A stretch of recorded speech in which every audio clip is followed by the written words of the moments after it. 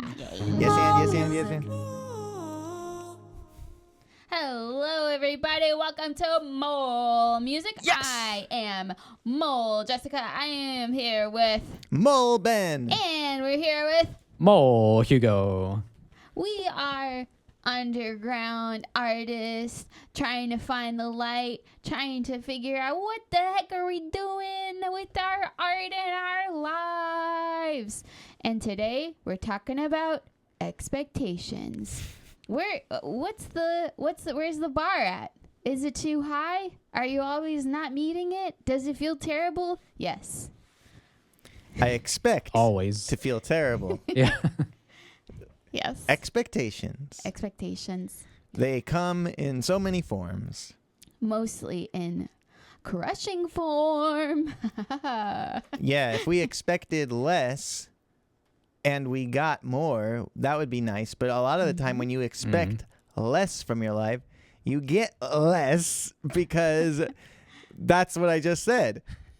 Exactly. I had one really interesting expectation experience where I really like to read my own tarot, read tarot for my friends. Cool thing about me. And I was about to go on this trip and I was like, what should I know about this upcoming trip? And then the cards I laid before myself were so dark and terrible. Oh. I was like, should I not even go on this trip? Like, holy shit. And then I was like, okay, well, I know what the variables are. I'm just gonna see what happens. And I stepped into it with like an open mind, but also like, this might be really intense.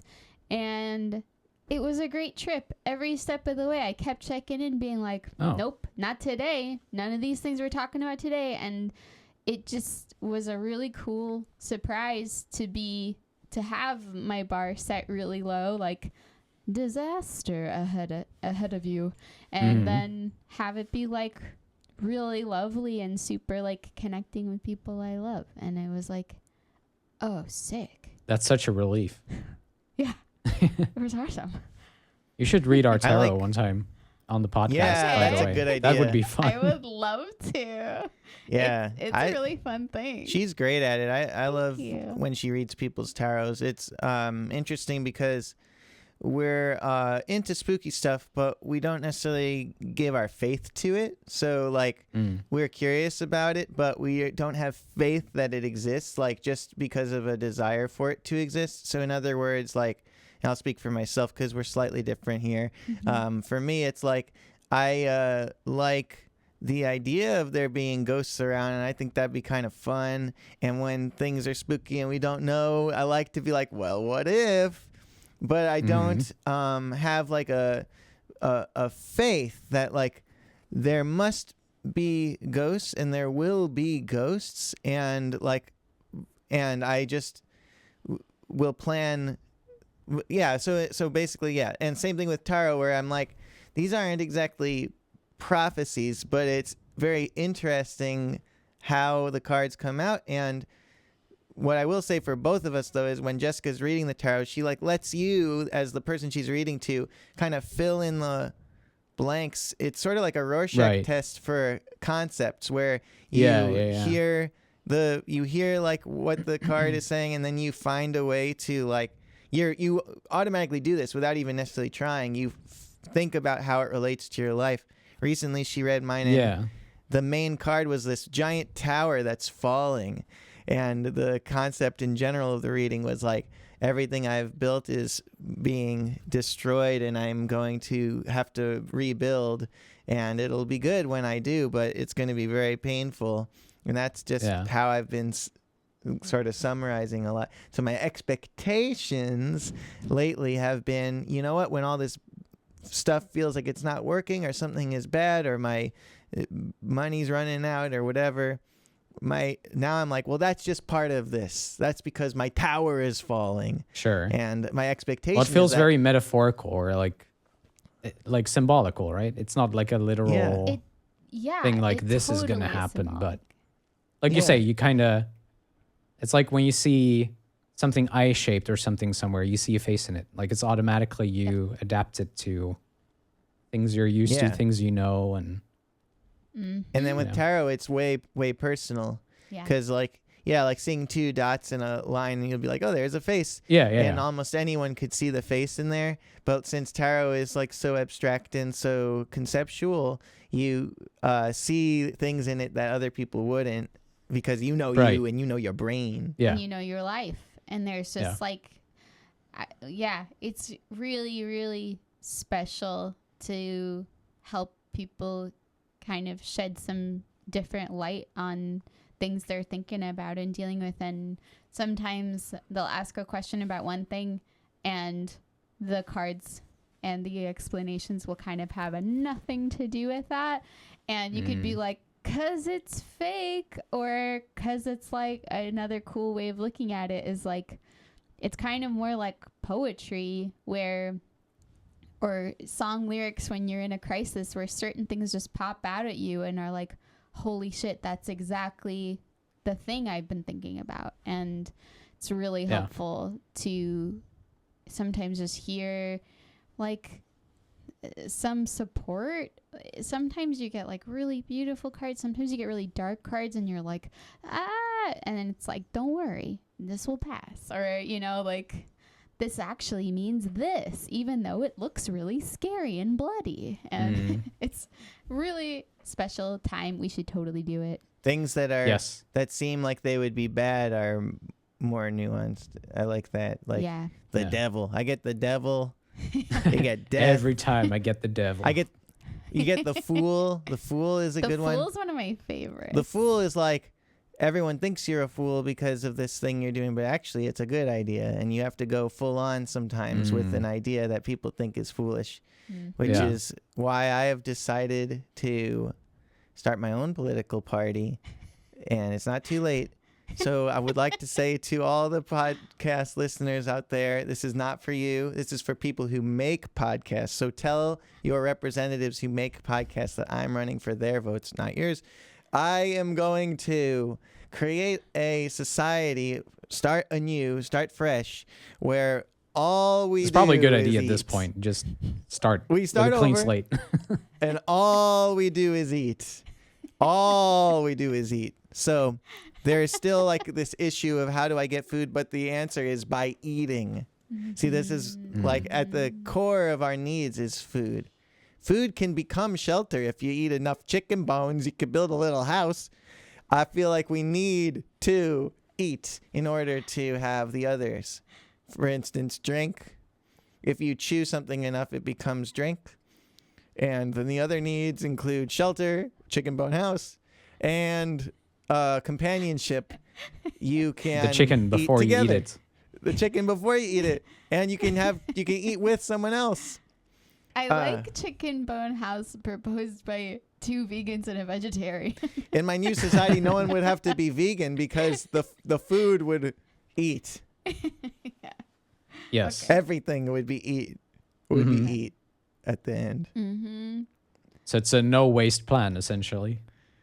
Yeah, it's Ooh. It's a zero waste party. We don't even waste time getting food. We eat to get the food. Right. Yeah. Eat your way. It might not be vegan, but it is vegicious. Yes. Anyway, that's for the podcasters. Back to the audience. Hello, we love you, Patreon. Not. We don't even have one. So anyway, expectations. I'm curious. What was something that you expected that would be true about your life now when you were younger that is not the case? That did not happen or is not happened. Did you expect it? Something you expected from when you were younger that did not happen. Yeah, like by the time I'm 30, middle 30, which is what we are-ish. I'm definitely middle 30. I thought for sure blank would have happened.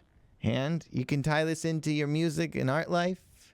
That's relevant to the show. But I would just want you to know whichever answer comes to you.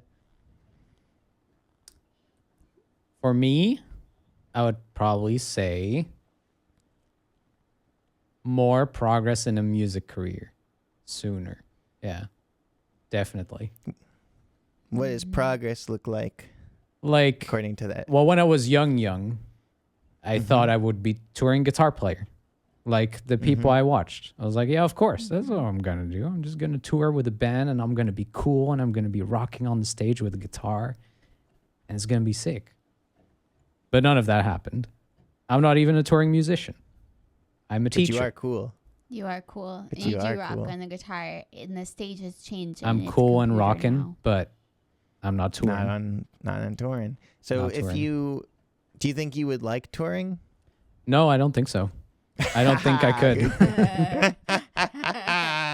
There you go. So maybe fate has been kind because you turned out cool and you rock without touring. But I understand that. I still think there's other I'd like things to you give it a want. try to at least experience it and to be able Yeah. to talk about it from a perspective of experience and not just, I heard this from my friends and I've seen videos Sure. about this and I know these bits.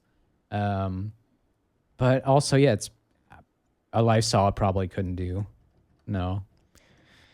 I mean, if you wanted to tour, what I would recommend would be make a duo or solo set with somebody and then book like see if you can. There's these networks of that places that do house shows and stuff. It's a good way to start because you'll Yeah. have like decent shows, you know, and you work each other's merch. So like while one person's playing, the other's like handling merch. But at a house show, you don't really have to. They'll just come to you afterwards. But yeah, Sure, you're sure, shaking sure. your head. What did I do? No. I agree. That you don't have to tell each other the merch while the other person's playing at a house show because you're You don't basically have in to. the same room. And But it Yeah. is like like it is not too late for you to get experience touring. Touring No, is that's quite true. simple. But I guess It's my quite expectation was like, oh, that's what's Yeah, gonna, yeah. that's what I'm gonna put my Yeah. energy towards, and I'm gonna be sure doing lots that. of people want that. I know that I did forever. Well, I guess that's and- also the idea we grow up with of like what a successful musician is. I guess as a kid, Tour you the don't world. think of the Totally. studio musician as a career path because you don't 'Cause you even know that's don't a know. thing. Like, Exactly. Well, Yeah. let alone somebody who, you know, has created communities online or has live streamed. Like we didn't think about that shit when we were Oh, younger. for sure. Because Yeah. it obviously. didn't exist. That's Yep. right. Can you sing that 10 'Cause times? it didn't exist. Oh, It didn't exist. It didn't exist, though. It didn't exist. No, it didn't. It didn't exist, no. It didn't exist. It didn't exist, no. It didn't exist. And It didn't exist, no. And It didn't didn't exist. Yeah, baby. It didn't exist. What No. didn't exist? You don't remember. Twitch. Well, it's okay if it doesn't exist. Oh, Twitch okay. and streaming Yeah. and being online for your Yeah. entire day.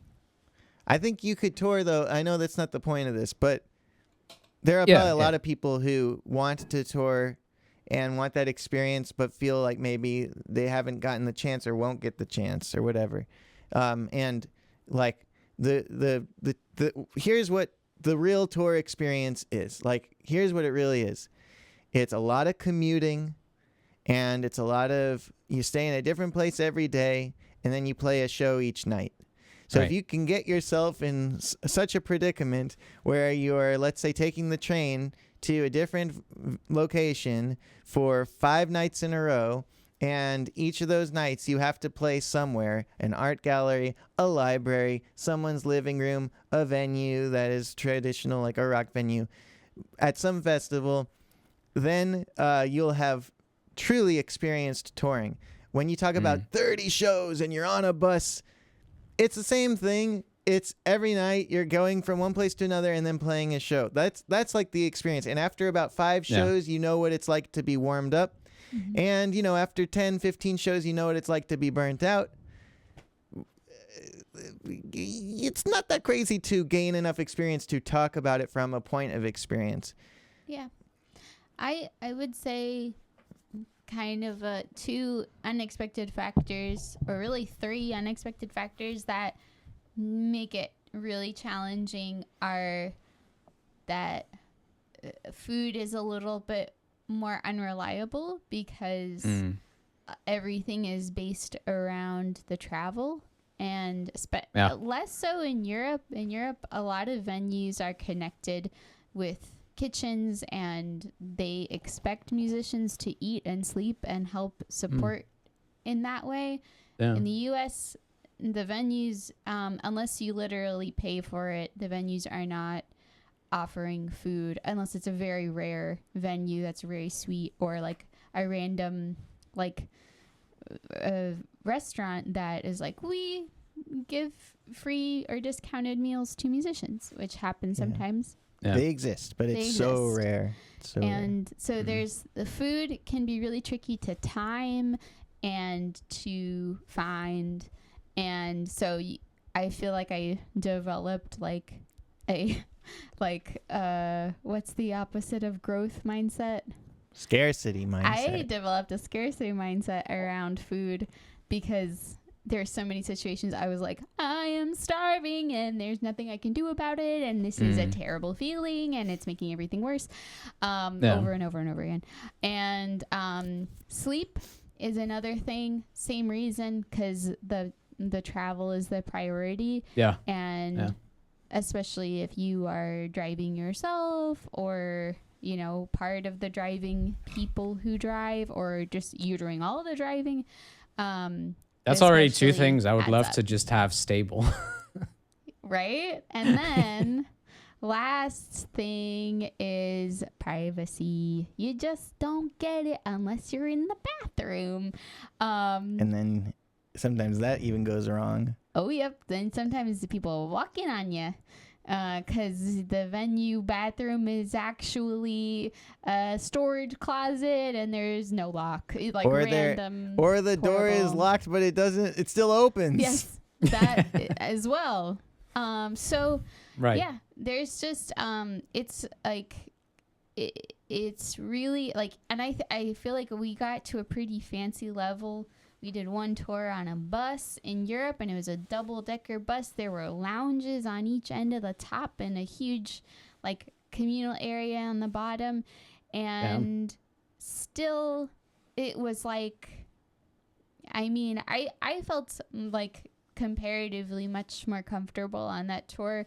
I felt pretty satisfied with that level, but it's still just, like, wow, hard to find time for quiet, time for stillness, time for just like what are your own thoughts in your head. Yeah, like, I can imagine. Just because also one way to kind of go into yourself is to like listen to music or listen to a podcast or something, and that's still some stimulus coming in, even if you choose it. So they're pretty big things that like touring at most levels deal with pretty heavily, that they don't tell you in school. You know, they don't tell you when you're like watching the MTV videos and you're going, that sounds like a cool thing. And also the younger you are, typically the more okay with not great sleep, not great food, not enough privacy, that, you know, you're like a little more malleable. I encourage anyone who's curious about it to try it. Yeah. And I also encourage people not to think about their, I guess, try not to build your long-term finances around touring endlessly. It seems like that's a way to kind of burn the candle too fast in life, where like you can tour a lot without it becoming your only plan for the future. I think that's just the thing, is like there are some artists that tour forever, but they have to be pretty damn successful to keep touring after they reach a certain age. Yeah. Well, anyway, I don't want to discourage anyone from their dreams, but I had mine, and what were your expectations? I moved on to another one. Well, definitely to be touring the world. Yeah. And I think that's what we're taught to want. Yeah. We're taught to not want to be a teacher. But if we grew up now, it's a different paradigm, because there's such a thing as celebrity teachers. like it was just Bill Nye basically. We had Bill Nye, and some people also had LeVar Burton. yeah, LeVar Burton, and like, you know, I didn't have LeVar Burton because I ain't reading. I don't read. But I was at school and they had science teacher and they show you Bill Nye. But like, Right. it would have been if someone was like, "Do you want to be like Bill Nye when you grow up?" I might have been like, "Yeah, he seems cool. Like that seems cool to have a show." But there was only Bill Nye for me, you know. Yeah. But now it's like there's a whole way to exploit the shit out of people and get a ton of money by teaching. Like it can become an actual like shady scam like job now. Even like it's so lucrative, people do it because they don't even want to, or they do it just like to get, because it will make more money. You know what I mean? Like like it used to be the idea like you teach because you failed. Like that's bullshit. Right. It makes me laugh because it's so dumb. Like, oh, you got good enough to explain, you became proficient at something enough and able to communicate it enough that you make a living doing it. Wow. Right. But the way Yeah. I looked at it is like all these teachers wish they were just rock stars. And the thing is now people are like, you know, I think I'm going to try to be a big famous teacher and sell a course for $1,000 a month, you know, per person. And it's just funny how a huge economy has come out of edutainment and all that. So yeah, I could imagine people, you know, all these kids want to be YouTubers apparently. There's that saying too, right? such Like a those who different can paradigm. do and those who can't teach or something. Right. I learned it from School of Rock, which is extra funny. What'd they say? That's the first time I ever heard it. Those who was- can't do teach? No, yeah, No. those who can Those who can do, do, those who those can't, who can't teach. And it's so funny because, Oh, shit. yeah, it's so, like, in my life, it's been, like, so opposite. Like, they've just been totally connected the whole time. Like, those who can do and teach. Like, together. How do you explain masterclass? Right. It's more like... But you get to that point where you're a master. Oh. And then you can check. But also, okay. Then you've I'm already just done gonna- it this all, is and my- you can just, you know, Yeah. hark in lay the it out cash with all there. the extras. Gotcha. This is my hot take on Masterclass, Oh, the God. course series. Get ready to edit something Uh-oh. out starting now. It sucks. It Uh-oh. sucks so bad. A Oopsies. masterclass is not a great idea.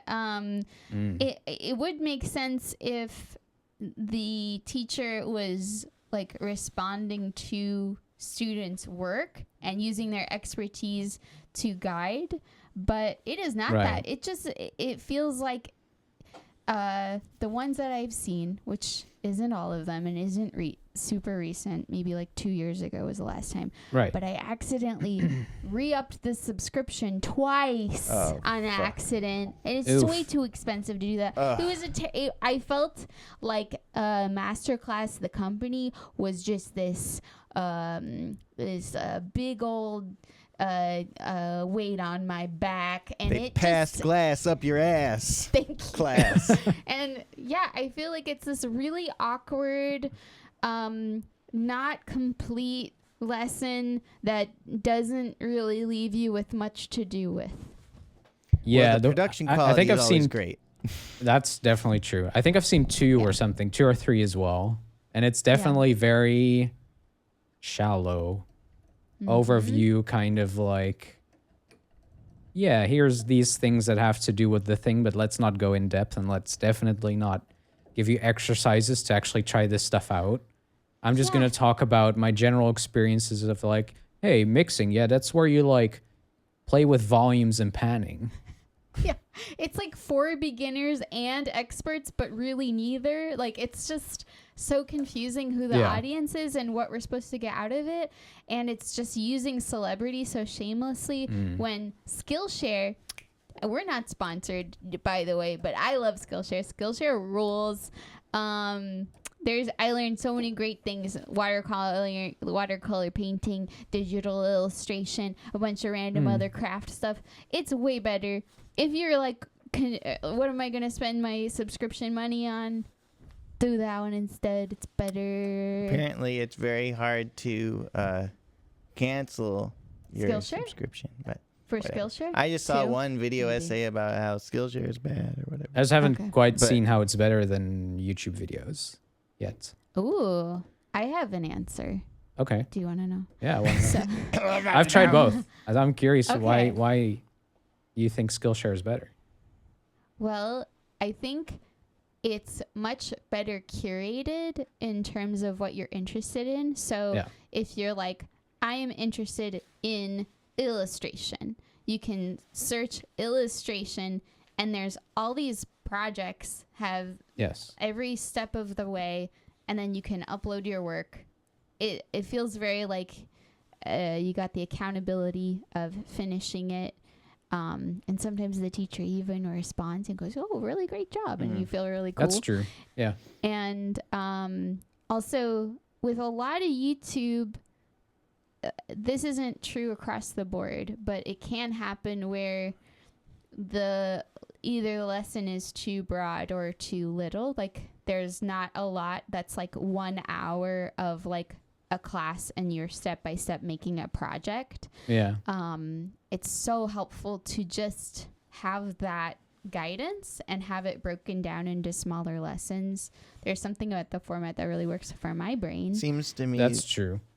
that YouTube used to be more like Skillshare, and that like algorithmically people have been incentivized to move on YouTube further from what Skillshare is. So Skillshare offers maybe a place that's not tied to YouTube's algorithm and like thumbnails. Yeah. I would say the hardest part about learning on YouTube is unless you're in full screen mode, I'm always distracted by what it's suggesting next, and I could very easily try to learn something and end up somewhere completely different and not even realize that it's happening to me. And on Skillshare, the things that show up next are the next lessons. That's So a good it's like, point. if you want to click ahead, it's just like you'll see what's going to happen next. Yeah, I will say It's like- it's definitely really easier nice. on Skillshare to find stuff. Also, And it doesn't have everything for sure. But the things that it does do well, it like really slays at, I'd say. Yeah, What that's is fair. something, Jessica, what is something you expected for yourself a long time ago that is not now? I'm just going to come right out and say it. I thought I would be dang famous. And I thought that it would feel really different than it does. I thought the truth is I didn't think that hard about it. I just kind of assumed, right, that the thing that I saw would happen to me.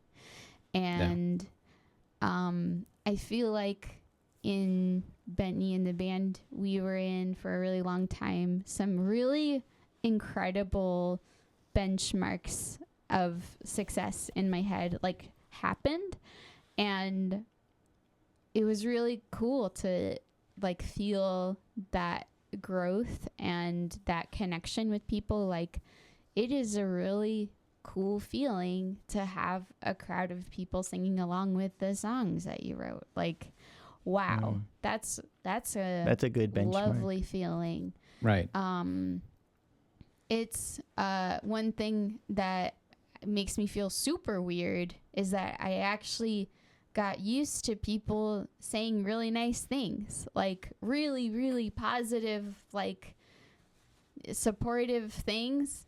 I think part of it is that I was trying to do that thing where if you listen to them when they say you're great, then you have to listen to them when they say you're terrible. I was trying not to get sucked into like people's value judgment of me being my value judgment of myself, but also it's really weird when you're not absorbing the things people are saying to you, like I love your music or I love the show I just watched you play. Yeah. And it just kind of goes in one ear and goes out the other.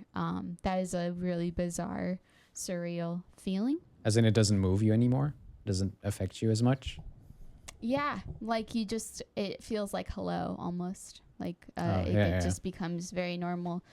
and like what you expect. And Part- speaking of expectations. Well, part of the work of running the merch line as we did is keeping people moving. Yeah. And so every conversation, no matter how good it is your job is to get it to be a good one and short. And that's not really the way it's supposed to be. It would be way different if you were sitting down with someone talking over a meal or hanging out or whatever. Yeah. But like when you've got a line of people or you're in a concert space where it's really loud and the only way to talk is like, yeah, my wanga mama, oh, you wanga mama, my mama got my wanga, a wanga mama, yeah, no, a wanga mama, wama. You know, like that is not what real talking is supposed to be like. And so it's all an exercise. It becomes like, okay, I have to deliver you the quality experience and let you know you're appreciated and get you out of here because the next person has to come and tell me I'm great. And I have to get them to know they're appreciated and get them out of there. And that is a weird exercise. I think that definitely that makes is sense. a huge reason why if like I practice and practice and practice to like make the conversation shorter, which is like, that's so weird. But I would say now I don't feel that way. I don't feel like I've heard like super nice things too often. We've in my been life. humbled. Hell yeah. Life has humbled us. Yep. Humbledore. No. Nope. No. Nope. Yeah, I feel humbled, and I also there's a really great song by a really great band I just found out about a couple weeks ago. This band is called Byland, one word. I saw them perform. I think I talked about it in maybe the last episode. And they have a song where the chorus is like, I'm jaded. I thought I would have made it by now. And it's extremely relatable. And just like, I think that's where jadedness comes from, is when your expectations aren't met over the course of like a life or a career. And I used to be really confused by jadedness because I was genuinely feeling so much enthusiasm for what I was doing. Yeah. And I still, like, I find moments where I feel jaded, but I think overall I've really avoided it because I am around people who are genuinely excited about the work they're making, just like who don't engage in that kind of stuff. And in jadedness, yeah, in like the kinds of conversations you have when you're jaded, the kinds of like topics you focus on, the kinds of like disappointments you bring up over and over again. And I think it's kind of like a unintentional lifestyle to be jaded. And I think maybe some people's brains are like wired more in that direction. We're jaded towards touring, I think, based on today. Based on what we said. But also, I would do it. Oh, I would do it. She actually does want to tour, right? Yeah. Oh, I would do it. Yeah. If like a cool band, Dora Jar, Caroline Polachek, Big Thief, if they're like, we want you, I'm like, 100%, I'll be there. I'll figure out the rest of my life around it. But you want to tour as Justice Cow. Yes. And I think that's a little different too. 100%. There's something That's about fair, touring forever as the bass player on the side when that's like a really tiny part of your interest. Like, I don't think you are that interested in bass. Like, you like it. You love music. You love songs. Bass is very important. But like, you're not like gonna go Google the latest bass solo and be like, oh fuck, that shit is the new shit. I gotta learn that right away. No. You're more like interested in the songs, and so I think a big part of the draw of the band was to make songs and see people enjoy them and play them. Yeah. But like. Eventually, it becomes just going through the motions, and if the songwriting process isn't that fun, which it kind of stopped being fun a lot of the time, because sometimes collaboration is not fun after a while. Things become harder and harder over time, and whatever. Yeah. Okay, so the song part isn't as fun now. Yeah. So then it's just the touring part. But then the touring part, it's like you are just stuck in a box on the Yeah. side of the stage. So I think if you toured now as Justice Cow, you would never get jaded. You just get real tired. Yeah. And that would It'll be a different. totally different experience, probably. Yeah. I think 100%. And I also feel like, yeah, just it literally is like me singing my own words is like I think the huge factor there where I just, me connecting with audiences and me like representing my own project just feels so much more important to me now. And I got to stay home because we got a little baby doggy nanny, little baby Little pitty, baby boy. a little pit bull with the white cloud chest and the big gray hair. And he's scrunchy and squishy, and you got to hold him sometimes or he'll kill Yeah. a possum. You got to catch him. And gotta get And that's the on thing. he'd be leg, hungry really. sometimes and stuff. And He be hungry. yeah. You got to feed him. I'm like the elected official stay home. You're a Guy- stay-at-home dad now. Yeah, Yeah. but like I do go on tour sometimes in Einar Solberg's band, and I guess I would do that when he tours the U.S. I'll go probably Yeah. for a few weeks, and Yeah. that'll be tricky for you. But the idea is, though, she can do it. She can Yeah. tour, and I'll stay home and watch the Right. doggy. But I really wish I could go with you because I know. I really like playing in Justice Cow. It's very rewarding Mm. for me Yeah. to, support Jessica. It's, like eventually it's just like supporting myself because we become each other. Come each other, come each other, come each other, become each other, become each other. Come each other, come each other, come each other. Come each other is a cool like Cool it's band another name. another way of saying the slop they feed to the weird dolphins at the store.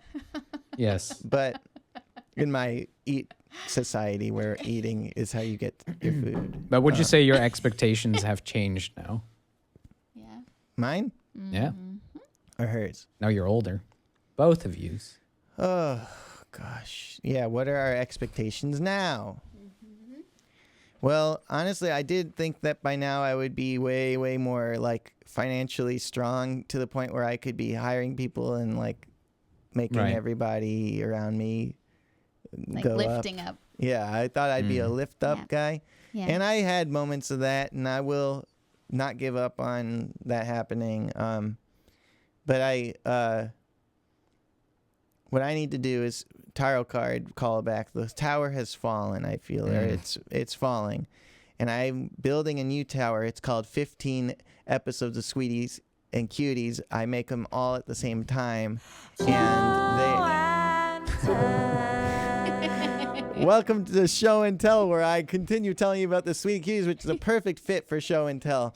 You see, what I want to show you and tell you is I used to make Sweetie and Cutie cartoons. They're little cartoons that are 1-minute musicals with dogs, ducks, birds, and bunnies. And they'd all be about a different thing each time. It would start and end within a minute, and Coffee Cup would fall in love with the Santa Claus of Pooh, or maybe there'd be one about a house and a roof that fall in love. And now I've made 15 that are all about one story, and they're 15 episodes leading up to, it's a story. And so the expectation that I would have, I'm changing my business model, I guess, to be more like I'm a TV channel and I make seasons of stuff. And I'm hoping, this is a real leap of faith I've got to do, but I'm hoping actually I'll find some way to make a living from making better stuff.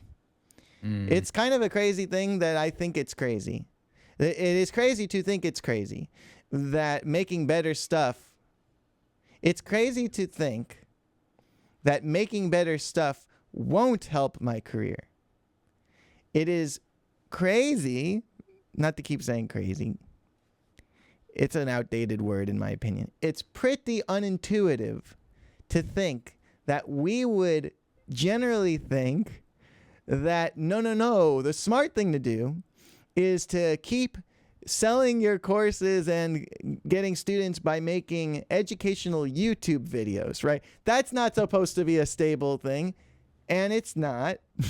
So it's like, but why do I have this in my brain where it's like the idea that I would make my original work clearer, easier to understand what I'm going for. Like, okay, it's a season, it's a story. Yeah. You know, why would I think that that is less likely to succeed than continuing to sell courses on YouTube? And the first thing is, because I have succeeded at selling courses on YouTube before, the expectation is that that is what I should do in the future.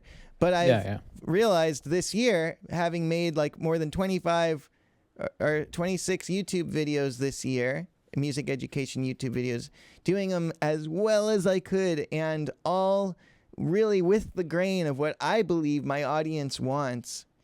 What I learned is while I'm doing it, I make a passable amount of income. You're going to meet your expenses amount of income. And when I stop, as soon as I stop, I've got about 2 weeks where it trickles away, and then there's no income. None. So that means I'm either constantly making YouTube videos to just get by and no growth, really. Because at this point, you know, I made 25 of them after, you know, that is I've been crazy. making videos. Speaking of crazy, I've been making that's a videos lot. forever. Yeah. Yeah, and it's not like the videos didn't do well, but the channel just generally does not grow at such a rate where I can just be like, this is it. I'm staking my future on this. I tried. I really did. Yeah. I really did. I'm going to keep making YouTube videos for me, but probably once a month. It's still a part of my thing that I do, but the way my brain works is it's one thing at a time. Yeah. And so what I'm doing now is I'm going to take a chance, see how this works out. I made Caretaken, which is the 9-part Instagram series. That was a huge success. No financial windfall from it because it's just a bunch of Instagram posts at this point. But people loved them, and so many people got into them, and so many people followed me, and like I got a lot of attention, and I got a lot of cool artists checking out what I do and stuff, like Arca, and like cool stuff happened when I made a completely artistic batch of it was like a show, and it was all the best art I could make. Yeah. Even though it's Instagram posts, it's not really Instagram posts. It's great art I made that goes on Instagram. And even though I don't have any clue how to monetize that, because I don't think people would, like, I figured out, oh, well, what if they buy paintings? You know, what if I sell paintings of it? The cost of the paintings would be like so high to meet like the expense that goes into them. So I don't want to sell people super expensive merch, because I would rather sell them like really good stuff that's not a huge expense regularly, than being like, oh, if you're gonna buy one painting and then whatever. I'd rather people like sign up for lessons or something, but whatever. Like so this 15 episodes of Sweetie Cuties is really good. I just showed Hugo and Jessica the whole thing, and it's good. So it's gonna be great. It's really good. Oh my My God. expectation, and this will be good to have a record of it. My expectation is that people will really like them, and a few of them will get a lot of views, and then other ones won't. But it won't matter, because the people who watch all of them will have such a deep connection with it that the impact will overall be greater, and it will. So like the main reason to do it is expression, but there are secondary reasons, like furthering my positive reputation in the world, opening up doors as an artist, and finding a way to make money off of making the best art I can. Those are other reasons I do it, and those are very important too. Just like expression is very important. Those other things are going to play a big role in my long-term survival and health. So the monetization path seems to be, of course, shirts, blah, blah, blah. But I want to make the Sweetie and Cutie real book. I want to make the songbook, the full songbook, all 70-something plus this 15, like almost 100 Sweetie Cuties I've made in one songbook, and I keep adding to it. And it's like, maybe anyone who I want it to be a physical thing, so it's gonna have to have more than one volume, Oh, cool. maybe every Yeah. 50 at a time or something. But I I want was to thinking do since that. you mentioned it being updated, like a Patreon thing or something where they can download Yeah. the recent version. Or That's a good idea. Like Mm-hmm. it's so challenging to make. I have to learn how to do a good job making these lead sheets. I definitely want to hire someone to make it at first and then learn the formula. But that I think is the kind of merch where I'd be like, oh God, I wish everyone I liked would do that. You know, Yeah. I would love, cause like the tabs are a bit much, and like all the chord piano books are a lot. It's like a lot of stuff on the page, but I love the real book format of it's just the names of the chords and a melody. And one thing I'd add is the lyrics. Right. So just having the Caroline Polachek songbook, which is the simplified down to just chords and melody version of her songs, or Yeah. the Radiohead songbook, these kinds of Yeah. things, it would be terrific. And the Sweetie Cutie songbook, That's cool. it's such a good idea. I've been meaning to do that, and we'll see what else. But that would be a cool way to make a very small amount of money. But anyway, the point is, I'll figure that out. I gotta make better Yeah. stuff. I gotta make better stuff as my way of. The goal has to be you make better stuff. That's how you succeed. And we're gonna be bold. We're gonna try that out until my constitution breaks and I love your idea lose of seasons. I faith think in that's so myself. cool. And such a cool way to Seasons. express yourself more deeply. And like, because if you're following that, I also already told you this in private, but I think it's important. It's true. Like when you're posting those shorts on Instagram, you're doing snippets. You're not building up to some greater thing. And I think what you're doing now is you're doing just that. You're creating a grander story. And I think people can really lose themselves in that universe more and being invested in the lore of what Yeah. you're making. I think that's super valuable. The dream situation is that the Sweetie Cutie Universe YouTube channel gets like a good enough size audience where I could make horizontal video again and make like instead of 15 1-minute vertical reel length things, 1-minute things, I could make a 15-minute single horizontal thing and people would be like, oh, the new Sweetie Cutie movie is out, you know? Yeah. And Yeah. that would be so great. I would really love it if the Sweetie Cutie YouTube channel becomes the main way people think to find my Sweetie Cutie stuff. Sweetie Cutie Universe. Yeah, Sweetie Cutie Universe is the YouTube channel. Please don't subscribe unless you're really interested in Sweetie Cuties because they're going to be showing up on your feed all the time. And I don't want anyone to be tortured by them. I want them to be a lovely presence in your life. I love them. So that's me. They're That's a good. long, showy telly from Ben. I don't have any regrets. It's a good show and Yay. tell. Well Thanks. done. Congrats on finishing it. Thank It's you. so good. Thank I'm you. so Yeah. proud of you, man. Thank you. It'll come out in the end of November. Sorry, it's going to take a long time because I got to post every single other Sweetie Cutie onto my Sweetie Cutie Universe YouTube channel first so that they're in the right order. You got to do what you got to do. Exactly. Ugh, life is so hard when you have to post a Sweetie Cutie every single day in the right order. Are you posting them in the order that you made them, or? No, but there's like 3 phases. There's the first ones that I made that were for the Sweeties and Cuties Volume 1 that all have a blue background thing. And then there's the ones I made after that that were Yeah. that were square. So the Sweeties and Cuties Volume 1 videos were all squares. The Sweeties and Cuties ones after that were squares for a long time until my triumphant return in 2023 when I started making vertical Sweetie Cuties. And those were the first ones that did well on Instagram. And so there's 3 phases, and I'm doing those in order. So the first blue batch of squares, the next batch of squares, the triumphant return verticals, and then we start posting the new stuff. Hell yeah. Yeah. Yay. Nice. The series is going to be called The King of Work. The king of work. Yeah. I'm doing a season on my secret second YouTube channel now of playing Silent Hill.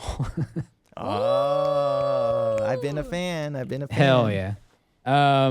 It's a little bit of a detour from the album, but I think it's valuable because it's a cool story.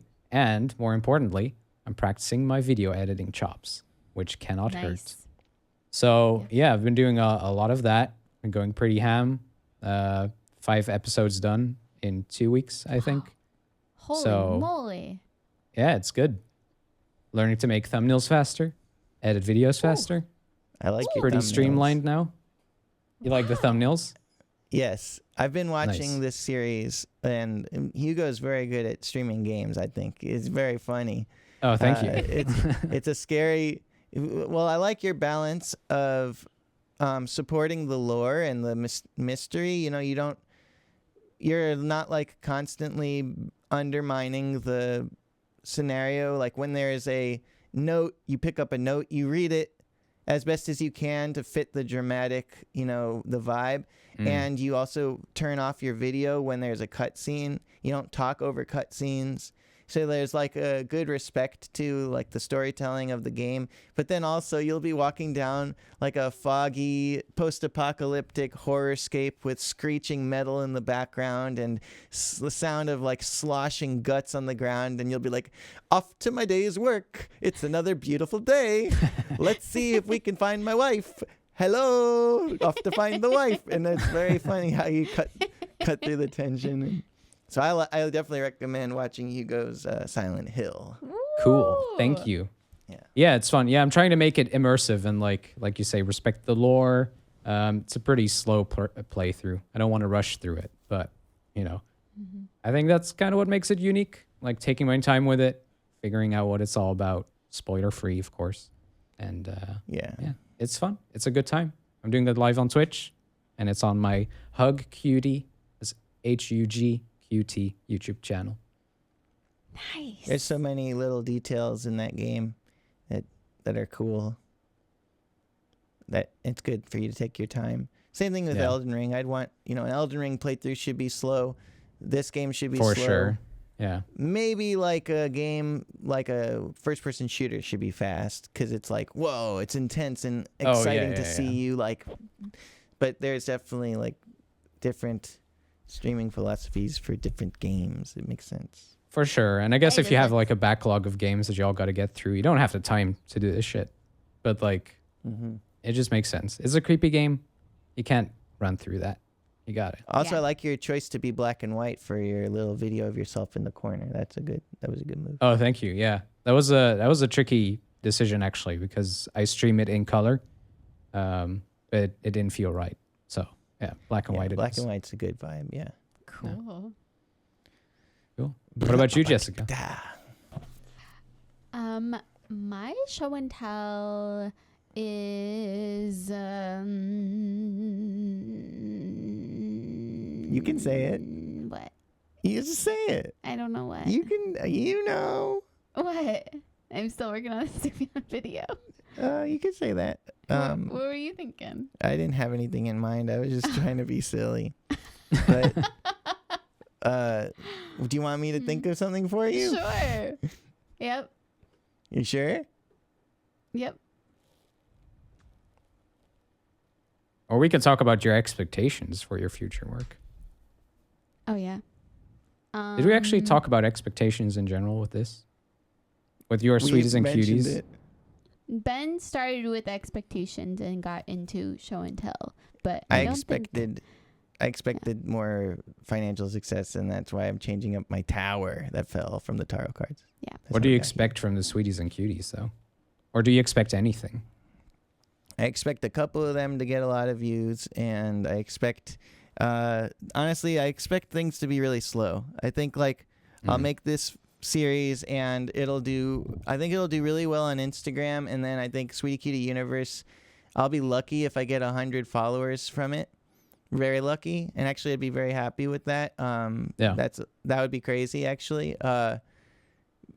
Because it would mean they came from YouTube and not from me telling people to subscribe, which would mean those are 100 people that are likely to watch more.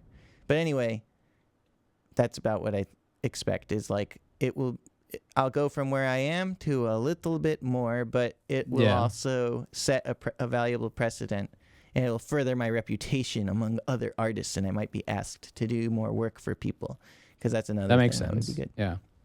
Yeah.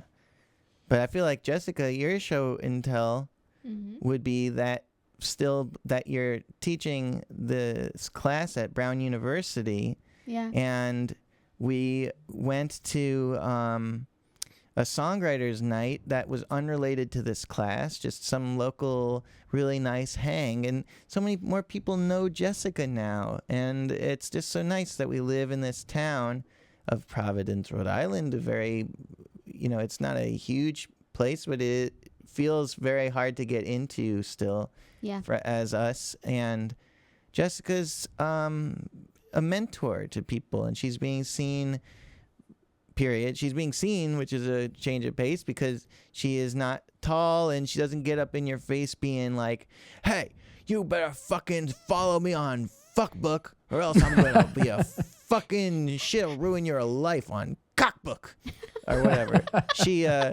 But she is like she is a real alpha, which is one of those people that many people find themselves going to her for guidance and advice, even though she doesn't push herself out there as an alpha. That's the true alpha.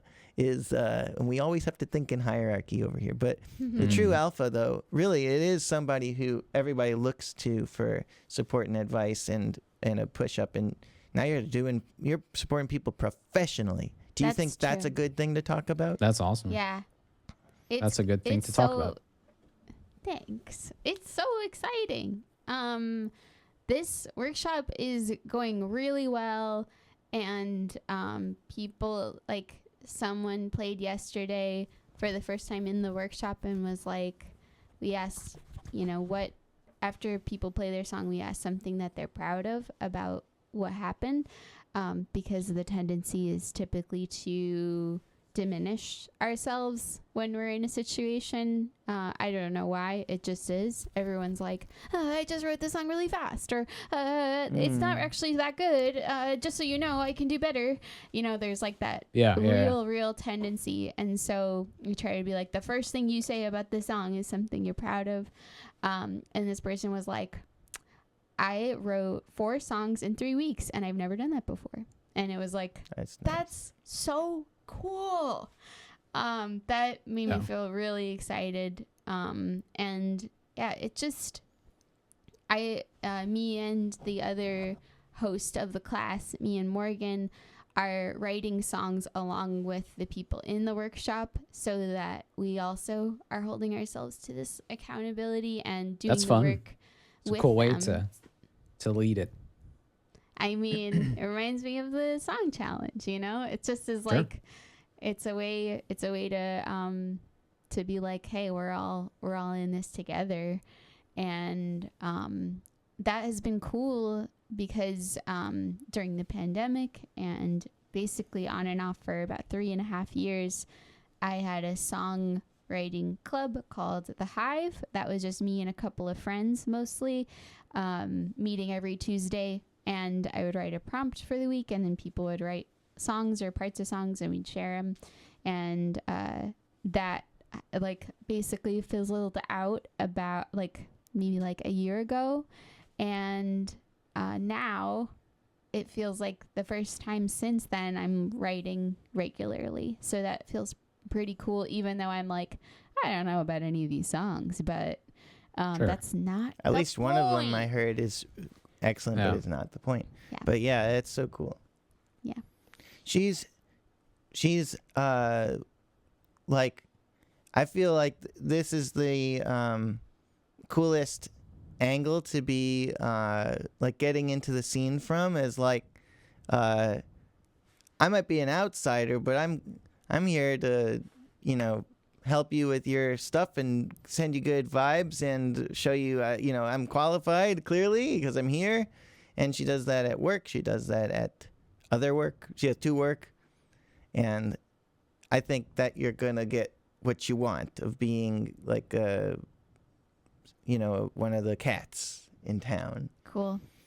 Yeah, that's what I would like, is for people to, when they see this happened really recently that made me feel really excited.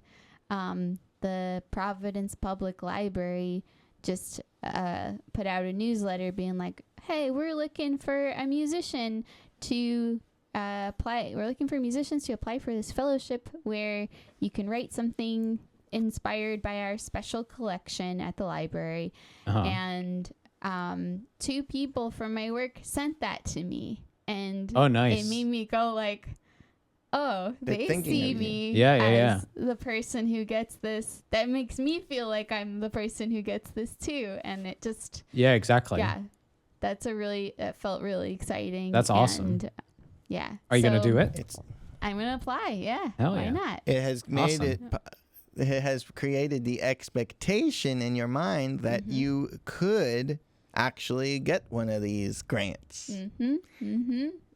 I have not got a grant so far, but I've only applied to like 4 or 5. So it's a hard process, but so is like music. I feel like the secret life of the creative people is just you keep casting your bids out into the world, Yeah. and you try not to take it personally when nothing comes back. You know, I Right. think that's Yeah, what I'm That's, also like, the hearing there main then thing. though is that you're letting go of expectation. You're just putting your energy in places that are valuable to you, and then some of that will resonate with people and some of that might not.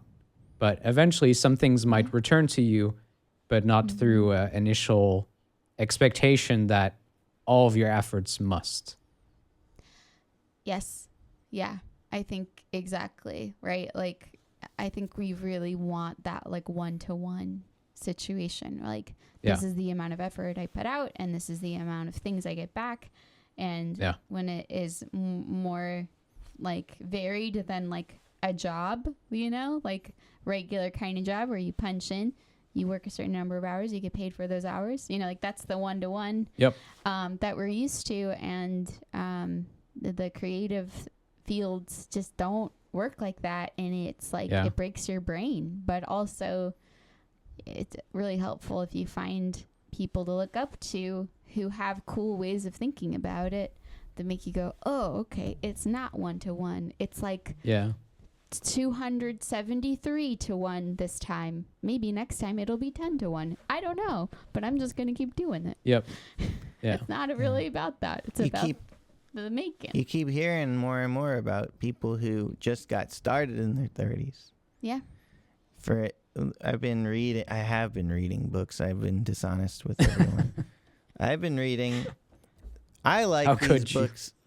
I like these books by Brandon Sanderson. They are books I am not supposed to like because they are swashbuckling fantasy adventures.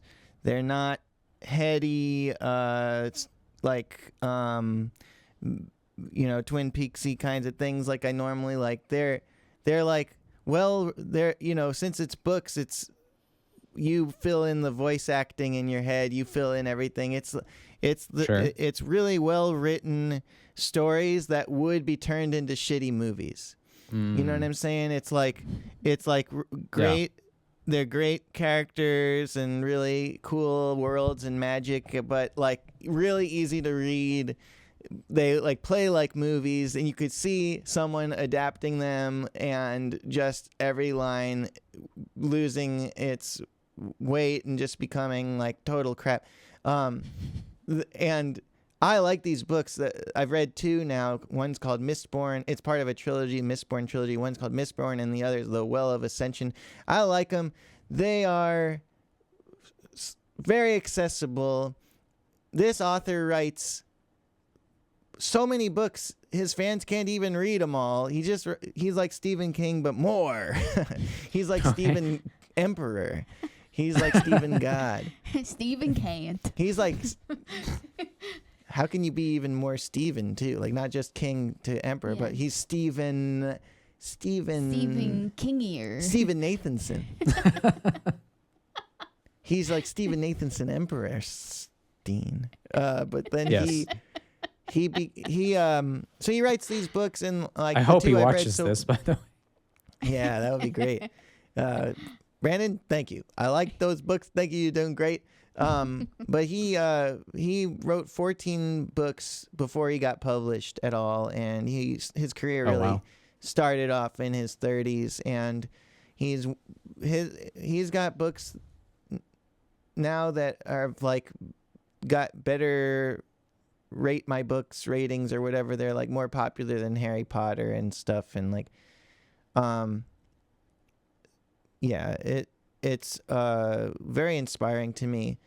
I like listening to him talk about how he writes and stuff and his process, because he is just like got it. He's got such a cool process, and he's just got it down where he's got all this good advice for how to like it's be more productive advice, but it's coming from this standpoint of like, I want to tell lots of stories.